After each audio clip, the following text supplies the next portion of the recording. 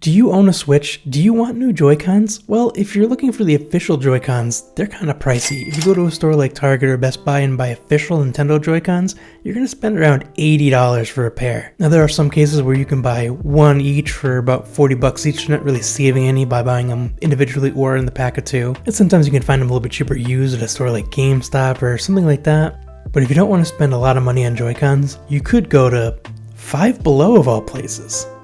Today we're going to talk about these Joy-Cons I got from Five Below. They actually cost $10, which is weird. It's hard to wrap my mind around that, but Five Below has some things that cost $10 or even $15. I've even seen $20. I don't know. Inflation's affecting us all apparently, but these Joy-Cons were $10, so let's check them out. I was going to do an unboxing video and I was actually kind of excited about it, but then I remembered, when you buy something from Five Below, packaging really isn't all that complicated. It really is just like this cardboard box, like this plastic tray, and then the things that are in it. So I've already taken everything out, so let's check out what comes in the box. Alright, and here is everything that comes in the box. We have a USB-C cable, the left and right Joy-Cons, and an instruction manual. And now, yeah, you do need an instruction manual for this. You would think, why? You just slide them onto the Switch, pop them right on there, and then they connect, right? Well, actually, no, these Joy-Cons, they don't do that. You see, these Joy-Cons have these little clips, and there's a button on the back that actually moves the clip, and you hold it in, put it into the rail, let go, and it kind of like snaps in.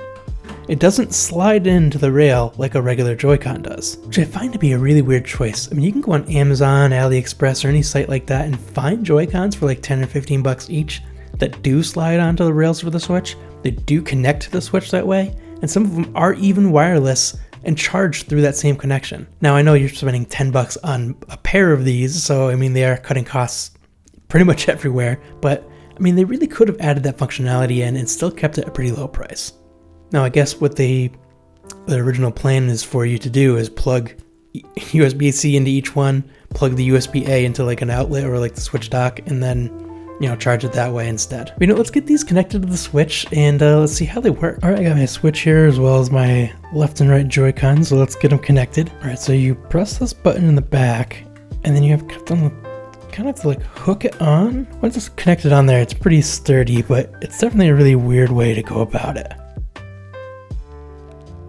I could definitely understand, you know, cutting back on costs, but like there's an official method to get controllers connected here, so it's kind of weird. But yeah, the joysticks themselves, they look and feel pretty similar to the official Nintendo Switch Joy-Cons. The face buttons are a bit mushy, including these screenshot and home buttons. The plus and minus buttons though, very clicky. And the shoulder buttons, all of them are super clicky. All right, so we're gonna turn this on here. And I already have it going to the controller menu. So we're supposed to hold down these two buttons for 3 seconds. 1, 2, 3. Let's blink at some lights. There you go. Then press L and R and press A. Oh, there we go. All right, that was pretty easy. So these are being detected as regular Nintendo Switch Joy-Cons. So let's play a little Mangavania for a second. Yeah, so I mean this works pretty well. I don't think this game has anything for the shoulder buttons. But yeah, I mean, there's no noticeable like input lag or anything, and I mean, they work decent. So they do get detected as, let's go back to home screen. They do get detected as what looks like separate Joy-Cons. So if you want to play with separate Joy-Cons, I think we can manage to do that. So we go to change grip order. So let's get them disconnected. Oh, getting them disconnected is really awkward. I don't like it whatsoever. You gotta hold on the button and then just kind of fiddle it until it comes off. So it's not great. Definitely not great. If you're concerned at all about breaking the rail in your Switch, I would definitely not recommend buying these. All right, so let's see. So we can then use these two buttons. And now that's a separate Joy-Con. We do the same thing for this one. Yes, and we got 2 different Joy-Cons, and they work as separate Joy-Cons, or you could connect them as a pair for like a full controller, but it won't detect that they're on the system. Actually, I had a really hard time connecting these to the Switch at first because I read the instructions wrong, and there's a whole section of a video they had to delete where I just had all these problems with it, and I'm like, these are broken, they don't work. And I'm just like, no, they're not broken. I'm silly, and I didn't read the instructions right. I thought you had to hold down the shoulder buttons, the L and R buttons, but it was saying you have to hold down the screenshot in the home buttons on the left and right Joy-Cons respectively, and it had L and R instead of left and right, which I just read quickly and I read it wrong. But once you get these connected, anytime that you want to use them, you just press the button, any button really, like a regular Joy-Con, and it will automatically connect to the Switch, and then you can choose what orientation that you want. You can press the buttons on the top here to do each one separately, or you can use an L and R to make it one controller. But the issue is that they do connect to the Switch in a really weird way, and I was terrified